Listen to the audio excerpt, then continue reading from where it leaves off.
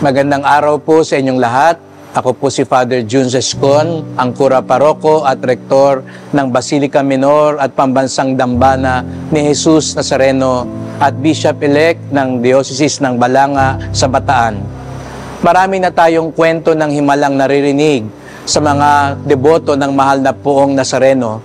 Subalit ang mga kwentong ito, bagamat naipasa na, ay nananatiling kwento lamang. Sa kauna-unahang pagkakataon, bibigyan natin ng mukha ang kwento ng himala ng Poong Jesus Nazareno mula mismo sa mga nakaranas nito. Panoorin po natin ito.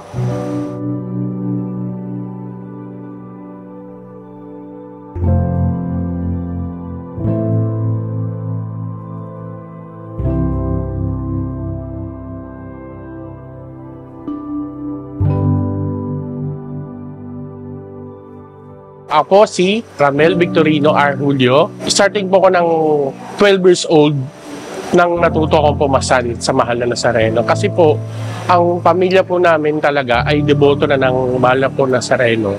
Since birth po ako talaga, 1976, deboto na po talaga kami ng mahal na po Nazareno. Ang asawa ko po ay nagkaroon ng cancer ng 2016.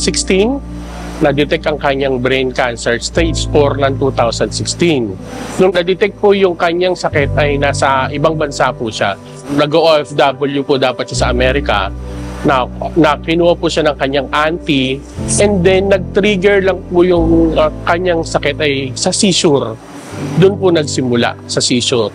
Nung nag-seizure siya, hindi kampante ang kanyang kapatid, ang aking hipag, na hindi pa-check up, ipa-check up. Nung ipina-check up siya, malaki na po pala ang kanyang tumor sa utak na kasinlaki na po ng lemon na kailangan na po agar pong tanggalin na yon kasi delikado na po.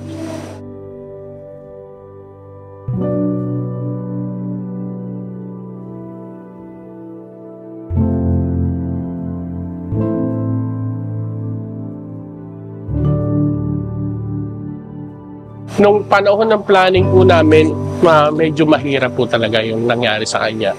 Kumbaga, yung chemotherapy, radiation, sabay po yun yung ginagawa sa kanya. As in, nawala ang buhok niya, as in, nawala ang ganang pagkain niya. Nung pagka-opera po sa kanya, tumawag sa akin yung sister niya kasi meron sinasabing asawa ko na tignan mo. Umiiyak siya, tignan mo. Tawag yung aking hipag. Ano ba sinasabi ni Gina? Look at this. Tignan mo to. Ayun lang sinasabi ng asawa ko. Paulit. Tapos tinatanong niya, sino ka? Kumbaga, nung tinignan niya ako, tagal niya ako tinignan sa cellphone, as in nakatitig lang siya tsaka sa anak ko. Hindi niya masabi yung pangalan namin. Doon na sinabi na nawalan siya ng memory.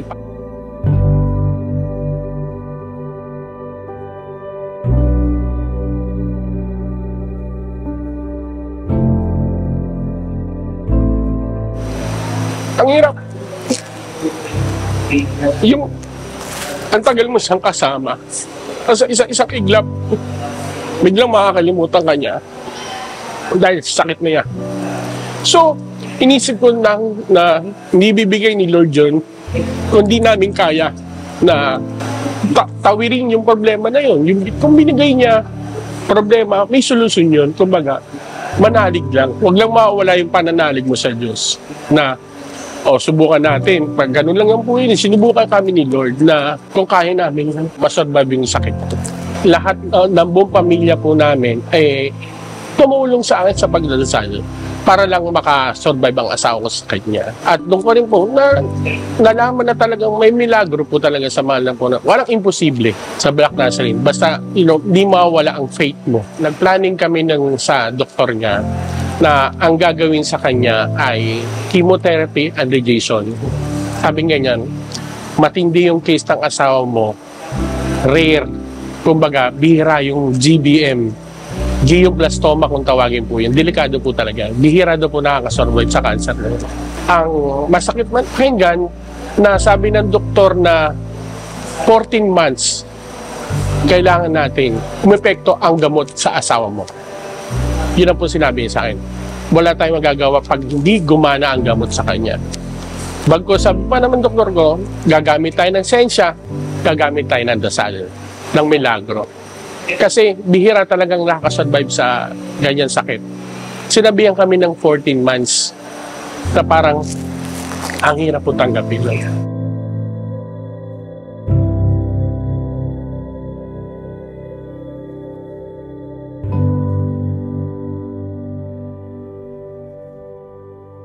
Nung nagki-chemotherapy tayo Jason na kami, hindi siya nawalan ng pag-asa. Noong una, ayaw niya na. Nung narinig niya, di pa namin sinasabi sa kanya yung 14 months.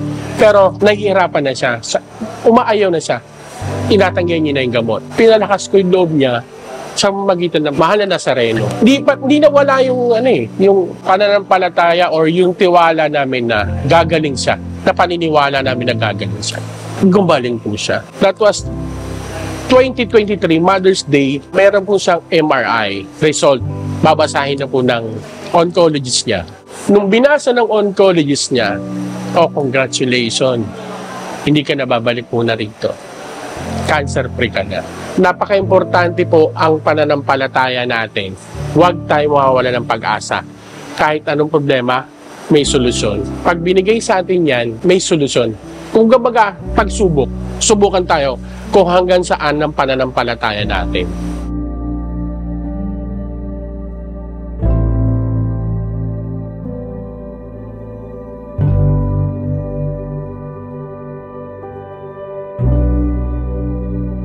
Kung may mga kwento pa kayo ng Himala, maaari po kayong mag-email sa himalanangnazareno@gmail.com para lalo pa nating mapalaganap ang debosyon sa mahal na pong Jesus Nazareno.